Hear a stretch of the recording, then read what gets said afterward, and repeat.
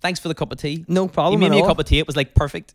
Well, you know, Not too strong, not too weak, just right. it's like me. Yeah. It's like something out of the Three Little Bears. Yeah. Yeah.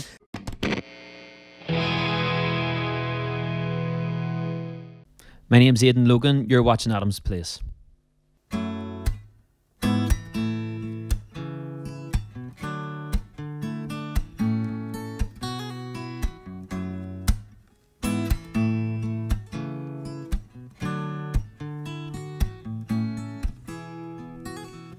Tell me something, girl. Are you happy in this modern world? Or do you need more? Is there something else you're searching for? I'm falling. In the good times I find myself longing for change. In the dark times I feel myself. Tell me something, boy. Ain't it hard trying to fill that void? Or do you need more? Ain't it hard keeping it hardcore? I'm falling. In the good times I find myself longing for change. In the dark times I fear myself. I'm off the deep end, watch as I dive in. I'll never meet the ground. Smash through the surface where they can't hurt us. We're far from the shallow now. In the shallow, in the shallow, in the shallow, we're far from the shallow now.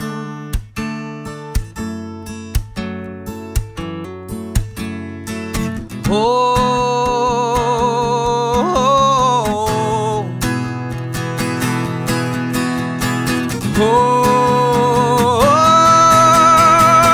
I'm off the deep end, watch as I dive in. I'm far from the shallow now. Crash through the surface where they can't hurt us. We're far from the shallow now. In the shallow, in the shallow, in the shallow, far from the shallow now. Far from the shallow now. Far from the shallow now.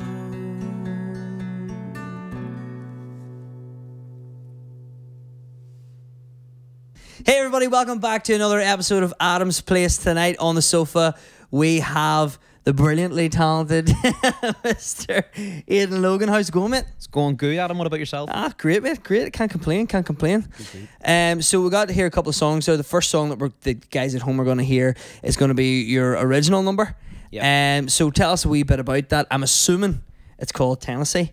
No, you're being It's called Hennessy? No, it's not called. What's it called?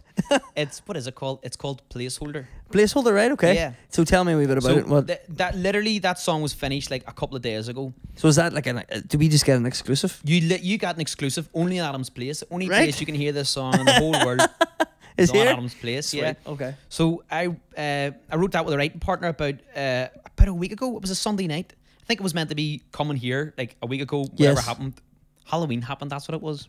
Halloween, and as you know, we were too scared of like a killer coming in. But no, but so we kind of were writing a song. And I said, you know what? If I can learn this in time, I might just see how it goes here. Yeah. So it was originally called Placeholder, and the idea is about we'll try and maybe people can take their own inference from it. Yeah. But what our sort of thinking was, it was about a guy saying to a girl, "You're not just a placeholder. This is like sort of serious kind of thing." Yeah. you know? Okay. Yeah. Then we just threw a couple of drink names in there and just, I don't know how it turned out, but it's kind of a no, work in it's progress. Very, very good. Like, Oh, it's thank very you. good. Yeah, it's but very you good. have to say that. I don't. I can tell you it was shite. Oh, good. Thank you. You Yeah. appreciate that. We're very truthful on the show. Oh, good. Brilliant. Brilliant. And you're allowed to swear as well. Yes, we are allowed to Good. swear. Yes. So you said that was the first time you've ever played it. Have you played? So that literally, that's the first time you haven't played it live or anything I did yet? Or? practice it a few times Oh, right, before okay, I came okay. here. That's right. Just I to thought make that sure was- I could do it the whole way I through. thought it was like, you know. Yeah. No, I've straight never off the bat. never played it in public, never played it even at an open mic night or anything. But literally, I just thought I would maybe just give it a bash here and see how it goes. No, great. I've been writing an awful lot recently, a lot of new songs. I've been writing a lot on piano. Right, okay. So that's the most recent song I've written on guitar. Okay. So I thought I would give it a bash just to sort of see how I was comfortable playing with it and to see maybe if you guys liked it. But I actually we originally come up with that song on guitar, and then it was written on piano, and then it was converted back to guitar again. So it went through a couple of different like evolutions. Yeah. Does that make sense? Yeah. So there's a couple of different evolutions of it. So yeah, I'm kind of enjoying it, but it takes a wee while. Usually I find if you write a song, maybe a month or two later, you feel comfortable with it. Yeah, you have to played do it a few times, and now you kind of got it in the way that you want it. Exactly. And your phrasing and all's perfect, and you know, yeah. And I get you what come mean. up with changes then too. Yeah. I mean, I don't really like that line. I might change that. Something better fits in. You know, yeah. Oh, or that's good. sometimes like I love interacting with audiences. Yeah. So sometimes if I'm sitting playing a song or I'm playing it live, I might think, you know what, would go really well here if there was something the audience could join in with. So I might go back and maybe put that in the song, sort of way, you know. Yeah. So so they take a wee while to develop. They're like, I like to think of songs as children. they grow and develop, and some stage they're at their perfect. Well, hopefully, it sort of doesn't take 18 years for them to get out of your house and start earning you some money. Pretty much, yeah. All right. So, are you thinking about releasing it, recording it? What's happening with it? I would like to record this. We originally kind of wrote this song with the idea of it being for a different artist. Okay. So it's kind of like a writing skill that I've been practicing sort of recently, where instead of writing for yourself, you think, how would, say for example, Justin Timberlake, what would he write a song like? Or what would, you could maybe go old school, say, what would Marvin Gaye write a song like if he was trying to say this? Yeah. So we sort of wrote that, trying to maybe take the influence of one or two other artists to see if we could write a song in a similar vibe. Okay. But I mean, I'll see how it develops. As I say, I might play it over the few months, maybe not like it, or I might love it. And for me, I have to love a song in order to do it. Yeah. I released an EP about this time last year, and one of the songs on it, I loved it whenever I wrote it, but then whenever I came to record it, I didn't really like it anymore. I sort of thought, I don't, there's something about this I don't like. I just couldn't enjoy playing it for whatever reason. And then whenever the EP was released, the best feedback I got was the one song I didn't really enjoy. It wasn't that I didn't enjoy it. I didn't expect. Did you just play it out so much, do you think? No, I don't know. It was just whatever happened on the EP, people would contact me and say, that was the one I enjoyed. Or sometimes live, a few times live, people said, would you play this song? That was the one I enjoyed the most, which caught me by surprise, you know? Yeah. But then whenever you see other people liking it, you go, why do I not like that? Why did I stop liking it? And then you re-listen to it and then have begun to like it again. And you sort of start seeing things through other people's eyes. Yeah. Sometimes I think as a songwriter, you start... you think maybe too much about what other people think of the song, right? And you're thinking, what do people want to hear? And then it's one of the songs I wrote. I'm going to quote myself here like a real vain guy. One of the songs on the last EP has a phrase, it's just all highs and lows, okay? Yeah. But I think like songwriting is a bit like that. There's highs and lows, and the high points I think are whenever you somehow master in between what you want to say and maybe what others want to hear. Yeah. And the low points are whenever you make a mess of the two of them. Do you know what I mean? Yeah. So like there's a combo and it's like a wave thing. It's like a fluctuating sort of wave, Yeah, so you're saying that you have a writing partner. Is this something that has been, like, if you've been writing together for a long time, or is this fairly new? I do a lot of co-writes, mainly in the last lot of years.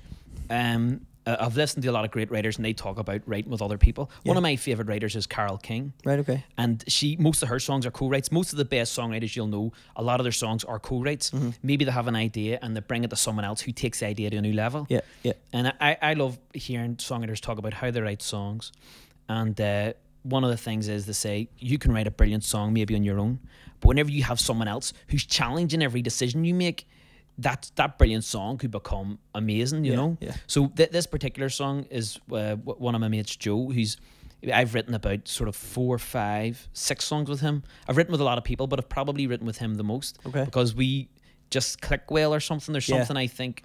Well, I think that, especially when you're writing songs about, you know, stuff that you are personally feeling and that you maybe want to get something across that's in your mind, that to have somebody there that you can work well with and you feel comfortable with and you don't mind saying, mate, that's a bit shit. Yeah. Maybe we should do this. You know, without somebody getting offended, I think is a very, very important thing to have. Like, yeah. So I've written a couple of times with people over in Nashville, like sort of people that are maybe writing 3 or 4 songs a day in these publishing houses. And that was one thing I grasped from them, was that there was no egos. Yeah. They'll turn around, you'd say, what do you think of this? And they'll turn around and go, nah, that's crap. And you'll go, you wouldn't get that sort of maybe any other place in the world, but they're on a time schedule. Yes. And they're going, listen, that's crap, go on, next idea. And like, you sort of have to leave the ego at the door. It has to be, listen, we're a team, we're pushing towards getting this goal, as opposed to, I'm a better songwriter than you and I don't like your idea. And once you do all that, it's going to be rubbish. Yeah. You know, so. Yeah, I agree with you there in terms of leaving your ego at the door. Like, I think it's a tough thing to do, though. It is tough, especially when you have an ego as big as mine. Mate, I know, I'm on the same boat.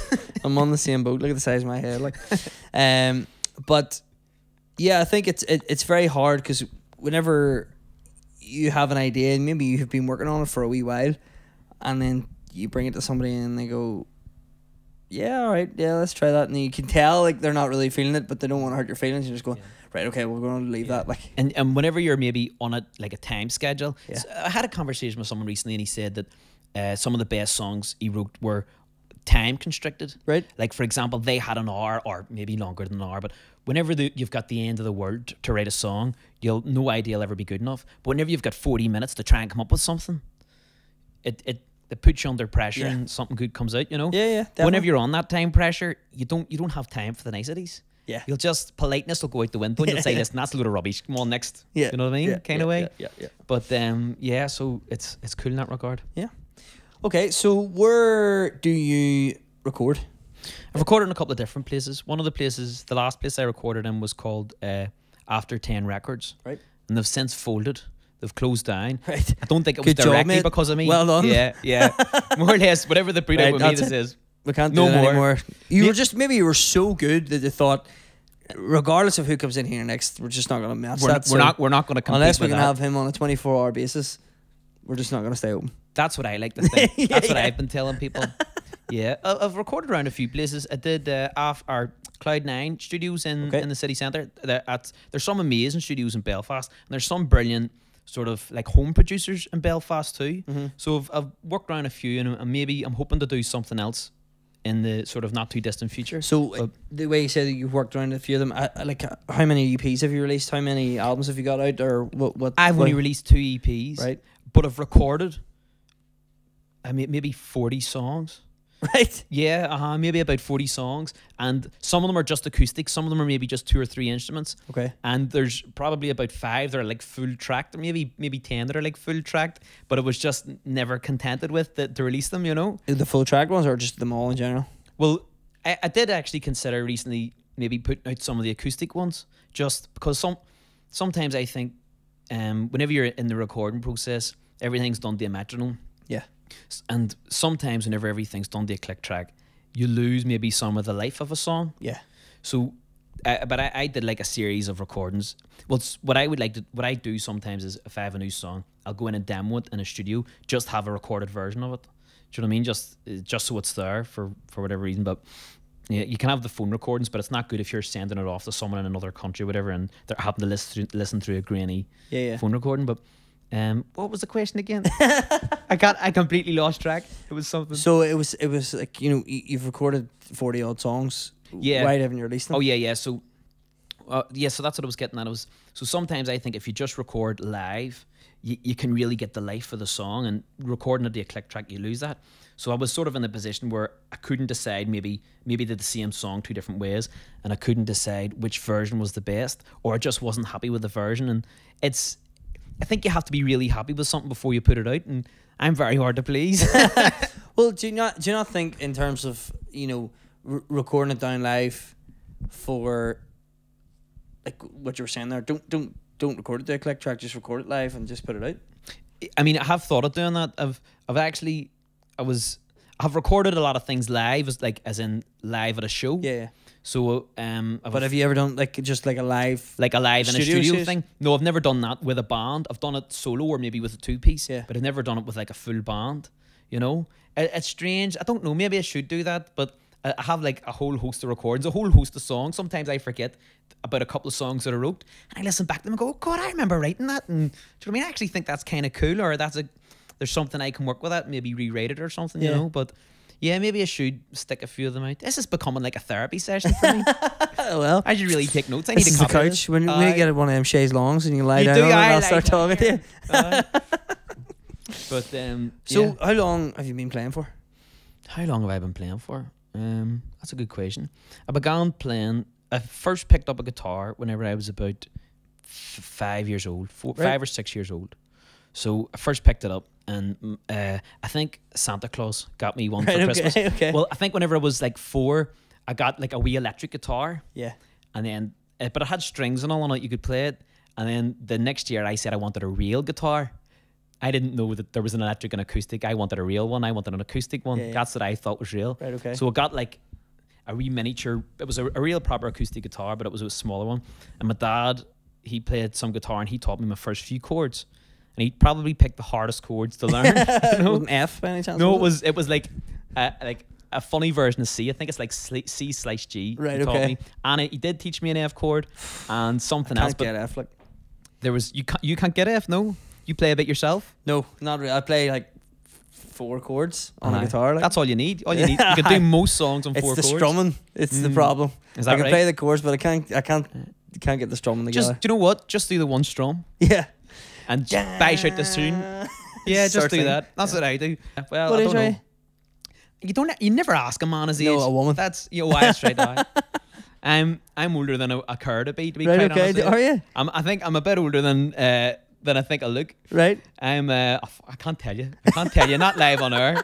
I'm 76. No, but Come on. Tell the girls at home what age you are. you're going to edit this bit out, Yes, aren't you? yeah. I'm 29. That's all right. No, it's not. You're not 30 yet. Yeah. No, I'm not 30 yet. You have to edit that bit out. Did you just turn 29? Yeah, I just turned 29. Oh, well, then you've got a full year ahead of you. Yeah. Oh God, Before stuff- hey, listen, let's not talk about that. Before stuff gets really bad. Let's not talk about that, okay? Let's not talk. But So when did you first start gigging live? When was your first ever gig? well, there's a sort of a couple of answers to that. The first time I think There can't be a couple of answers to that. the first time I ever sort of played live in public would have been about P7. There was a talent contest in school, Right. and I wrote a song. So I went in and played the song. Did you ever record that song? No, but I remember what it was called. It was called The Old Woman or The Old Lady or something. Right, okay. It's about some old bird. Right. No, but Funny enough. funny enough, I think it was about an old lady who like lost her husband at war or something, Right, and okay. she's sitting in a park. I can remember a bit. It went something like, "The old lady sits on the park bench, admiring the view." And then I went, "Da, da, da, da," and he fell in a hail of bullets or something like that. I can remember that much. Well, write it again. Oh, Sounds good. No, I don't think it does. It sounds good Acapulco or acapella like this. Acapulco. Acapulco. Down in Acapulco. Aye. But So do you do a lot of cover gigs? I do cover gigs, but there's a balance I like to strike. I think if you do too many sort of cover gigs, you can lose what you like about the original stuff. Right. And I think there's a balance out. There's a lot to be said for playing covers because I think it helps you develop your craft. Yeah. You know, and it helps develop your voice, develop your guitar playing skills, and also whenever you're learning songs, you can borrow things from the songs you learn. You learn techniques. Borrow. Plagiarize. No, but like, for example, you might notice a song you're learning has an interesting structure or an interesting chord progression. You go at that, and it sets the mind off thinking, you know? Yeah. So, yeah. But listen, music's all plagiary. Everything's Oh, I plagiary know. nowadays. No, It's in that new film that you watched. Is there plagiary in that? What's the... No, that's what he says. What do you call the film He again? says, what is it called? A Star is Born? In cinemas now. No, but... We're going to talk about that in a wee minute, though. Because you did that song. Oh, yeah. Where's the plagiary in that? He says that the way you're saying every song's plagiary, but he says that there's only 12 notes in a scale Yeah. repeated over and over and over again. That's right. So Many times did you see that film? once. Just once? Yeah. Yeah, that's right. He did say that. But yeah, that's right. There's only so many scales. I remember There's a song, there's a famous classical song, Canon in D by Pachelbel Bell. Right. And it's, you would recognize the tune if you heard it, but there's a hell of a lot of songs have more or less just copied that progression. Yeah. Do you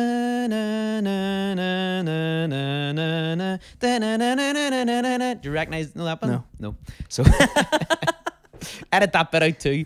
But that was good though. Yeah, but if you that chord progression is more or less, there's so many songs. There's videos on YouTube, guys literally play that chord progression over and over and over again and sing about 30 or 40 different pop hits. I also remember reading recently that, like, in the last 20 years, fewer and fewer notes have been used in songs. Yeah. In like the 60s when the Beatles were writing songs, they'd go to weird, strange chord progressions or strange changes. One of my favourite artists, Billy Joel, does it a lot. If someone says, do you play a Billy Joel song, and you start playing it, Uptown Girl, there'll come a stage in the song where you'll go, Frank, where does he go here? You know what I mean?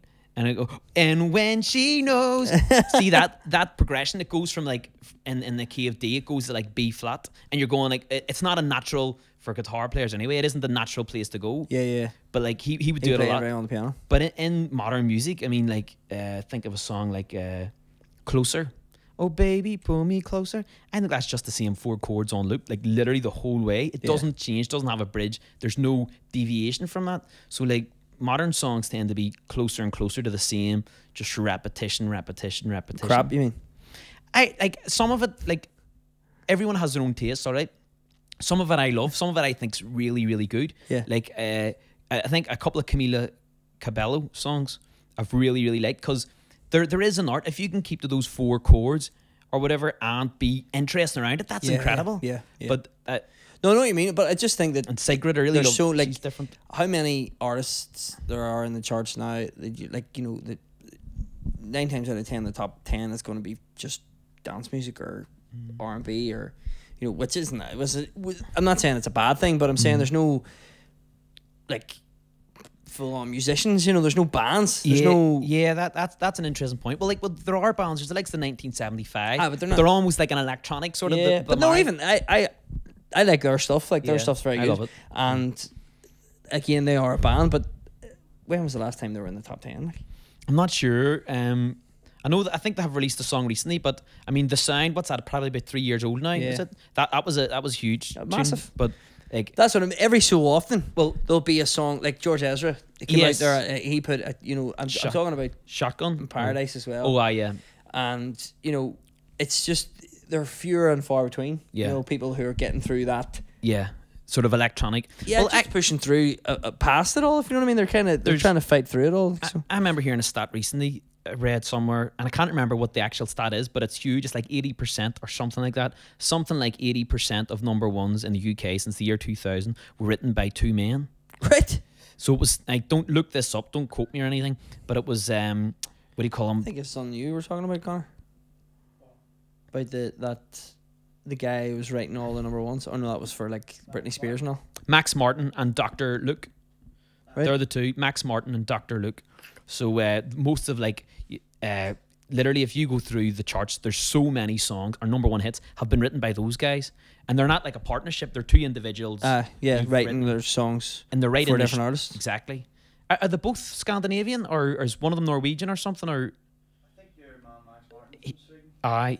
He's from Sweden. Your man Luke. Dr. Luke.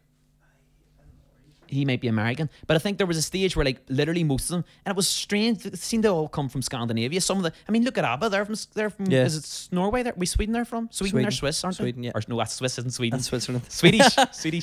Well, there you go. I'm glad we didn't do the geography game. My geography's good. My geography's good. It's my memory that's terrible. but I don't know. Maybe there's something in the water up there that makes them great pop songwriters.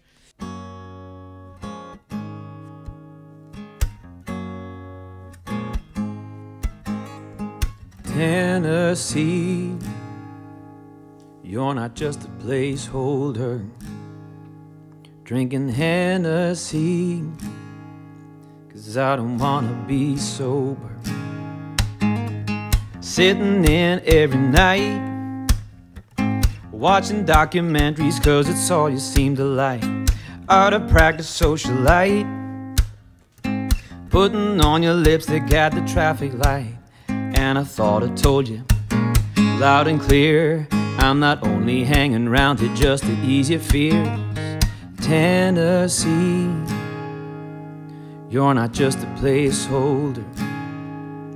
Drinking Hennessy, 'cause I don't wanna be sober. Tennessee, you're not just a placeholder. Drinking Hennessy, I don't wanna be sober. Whoa, whoa, whoa, whoa, whoa. Why'd you think I'm telling you lies? You must think I'm messing with your head like the other guys do. But I said it before, in other years I never meant it before. That's why she cried those tears. Tennessee, you're not just a placeholder. Drinking Hennessy, I don't wanna be sober. Whoa, Tennessee, you're not just a placeholder. Drinking Hennessy, I don't wanna be sober. Whoa, whoa, whoa, whoa.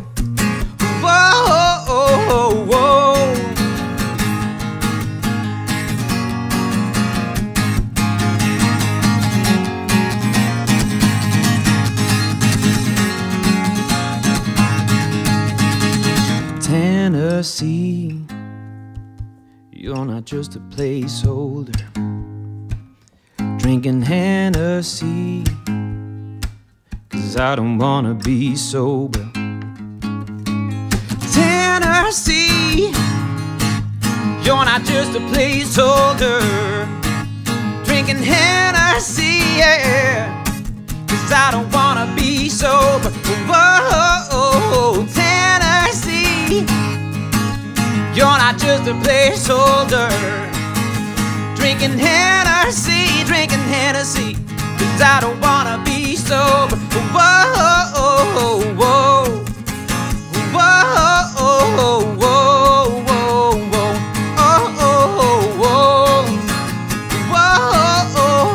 whoa.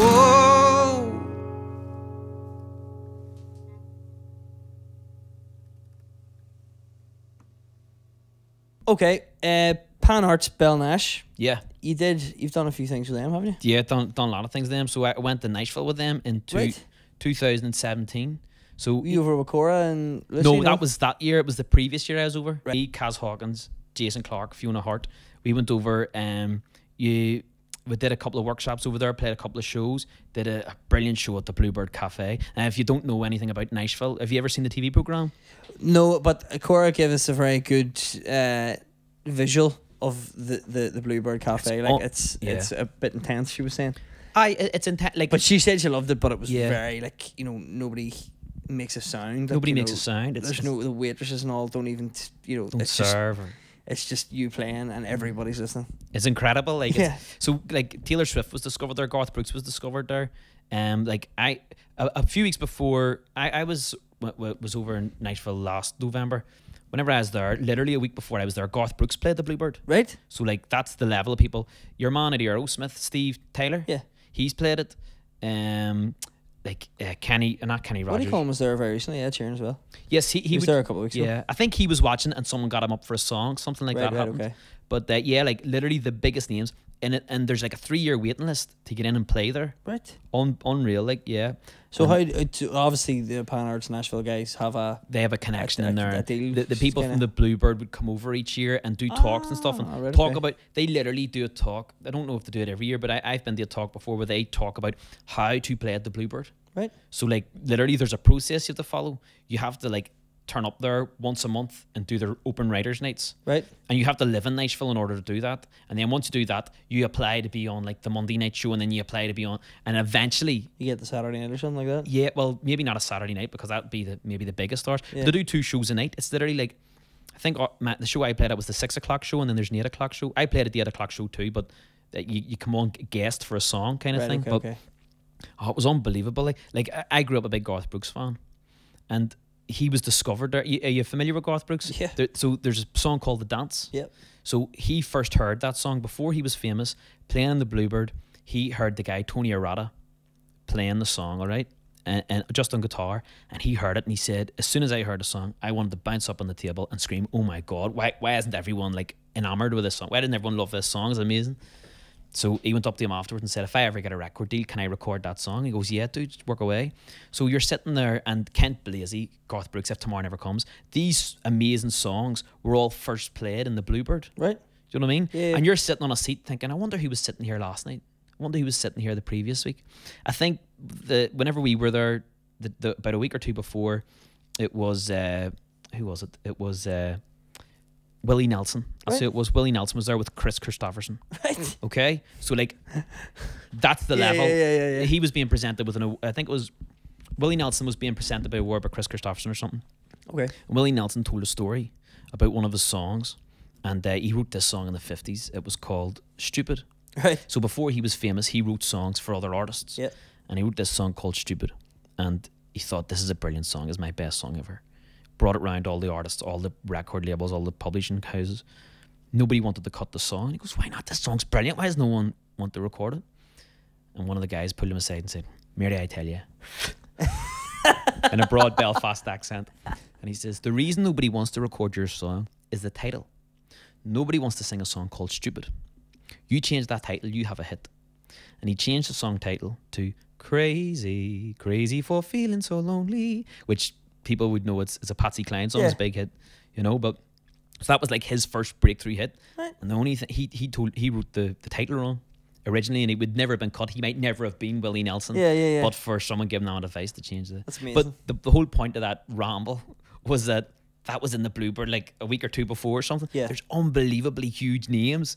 Like Shania Twain or something was playing there a few months ago and all, like huge names, you know. And Justin Timberlake, and I don't know if he's ever played there, but he lives in Nashville. He lives in Franklin, just outside Nashville. Yeah. We were actually, whenever we were over with Pan Arts, we were filming this wee thing out like in this sort of area in Franklin's. There's loads of big massive houses in Franklin. It's like the biggest house you've ever seen. That's where a lot of the producers and stars and all would live.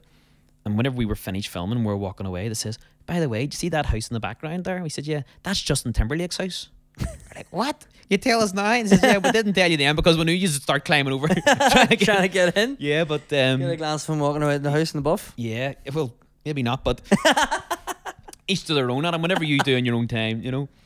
I would say it's a complete different ball game over there than it is here. It is. It's mad. Like I sort of found whenever I was over there, I did a load of writing sessions the last time I was over, but I found anyway, whenever I was there, you get more inspired. Yeah. Because like, I don't know. Everybody's so enthusiastic about it. Everyone's so enthusiastic. Everyone's really creative, and there's like, I suppose it's like, there's people not far from you could potentially cut that song and have a hit with it, or it's all very near to you, you know. Yeah. And it's not a big city. It's not much bigger than Belfast. Like it's something similar. Yeah. It's amazing, like. Right. Okay. So what was the favourite gig you've ever played? My favourite gig? Whoa. Probably the Bluebird. I did a launch night last year in the Crescent Arts Centre. That's up there too. I saw that. That's on your Facebook, isn't it? Yeah. That was a brilliant night. And you played with three? Was it 3 there that night or 4? In the band. Yes. There was 1, 2, 3, 4, 5. There was 5. 5, including myself. Yeah. Right. Okay. Yeah, 5 was. And was that kind of the first time you'd ever done a full band set, or no? I've done lots of full band sets. So yeah, the band sort of lineup has changed a few times over the years. I've done sort of a couple of different festivals, and yeah, so I've done an awful lot of band stuff. That's probably like, I don't know, gig 30 or something with a band, but right. Yeah, no, that Do you prefer it? It's a different gig. It is a different gig. See, whenever you're playing by yourself, like playing music by yourself, what you're doing is like, it's very different. You're maybe being quieter. There's more sort of dynamics. Yeah. You can string a song out, you know. Whenever you're playing there with a drum kit and it's very on point, and this is the guitar solo, and that's there's a lot more energy. I find there's a lot more energy. More energy. I think it's more fun. Definitely. It's like, yeah, like everybody's not looking at you. But I like people looking at me. Why do you not want people looking at me, Adam? No, but what I mean is, there's not as much pressure on you to be the focal point. Do you know what I mean? There's other people in the band. There maybe be at some point of the song there'll be a guitar solo from another guy and you can walk over and have a drink of water, you know, and nobody's worried about you doing that, if you know what I mean. But whereas when you're trying to hold focus the whole time, you know, the smallest wee thing that you do can, you know, kind of drop it down or pick it back up again. So I think it's good that way, because I do a lot of gigs by myself, loads of gigs by myself, and whenever I first started playing, that's what I did. And then I brought the guys in to play with me, and it's just I don't even really like playing by myself anymore. Yeah, you know, not that much. Like, I don't mind doing like the drinks receptions at weddings and stuff like that there, but whenever you play with a band, there's so much more energy. Yeah, it's so much more fun. Like, you know, you bounce off each other and you have a bit more crack. The bouncing off. Yeah, I've done a lot of things where I've played like me and the drummer. Or like, I used to play with a djembe player, my friend Ganesh from India. He was unbelievable. So he was like an Indian drummer, hand drummer. Like, he was actually famous in India. Right? Yeah. And he moved here, and he was playing a conga style on an African drum. Created this really unique sound, and I love nothing more than jamming with him, because whenever there's just maybe two of yous, and you're maybe doing a song, you can just feed off each other and give each other wee signals. And we never ever rehearsed. Yeah. We never ever rehearsed. He's the joke that he would just wait for my signal. I'd be playing guitar, and whenever it was time to stop, I'd go. And he'd go bang. Yeah. But like, it's such amazing fun to bounce off someone. Yeah, there's a lot more that I find. Even in the bars in Belfast, drums and guitar players. Yeah, there is. It's a lot more. I think they copied us. They saw us doing it. Saw how good we were. And they just copied. Yeah, no, there's and it's actually really, really good. It's actually really interesting. Yeah, it just goes to show you don't need a bass player. Yeah, well, whoever needs a bass player? Oh, I'm only joking. There's a really big bass player behind the camera, and he's doing this to me. But no, do you know what? See if you've ever. Sometimes I've had to rehearse with a band, and the bass player said or can't make it or whatever, and it just everything falls out of it without a bass. You need the bass. It definitely does. Like, you don't notice it until it's not there. Yeah, you know and the bass is the thing that people don't realize they're listening to. Yeah. Do you know what I mean? There's so much, like, when we play in the band, in the wedding band, like, people are kind of ignorant in terms of general punters, if you know what I mean. They don't really know what's happening. Like, they don't know the difference between a bass guitar and an actual guitar. Yeah. And because we use backing tracks, because there's only three of us, so we've got a drummer and a bass player and vocals. So the guitar's on track and the keyboard's on track. And whenever a guitar solo comes up and people are watching him because they think he's playing the guitar solo, serious? And they're just going, he's not playing that. And you're going, no, he's not playing it. The guitar's not playing it. He's playing a bass. Oh, it is interesting. Hilarious. Like, that's something, like, whenever you're on about like songwriting or performing even, I find that there's two types of people listen to music. There's like the sort of musician or the person that has a wee bit of musical sort of like background or knowledge or interest, and then there's the person that hasn't any. Yeah, the general punter. Usually, the general punter, and usually their response to the same song is like two heads of a coin. They're completely different. Big time. And that's something that, like, very few songs seem to marry both. Yeah. Where people, like, the musicians go, oh, it's a brilliant song, and the punters love it too, you know? I think a lot of Prince stuff does that, I think. Yeah. Purple Rain and Kiss are songs that musos really like, and general punters really like. And do you know, when you're saying Prince, I was thinking in my head, you know, I can't remember his name now, it's just popped out of my head. The guitarist from Get Lucky, what do you call him? Oh, Chic. The guy at Chic. There's something very similar. Nile Rodgers, yeah. Something very similar with him, and like, it's like complex chords, interesting rhythms. Musicians love it, but the average punter loves it as well, you know.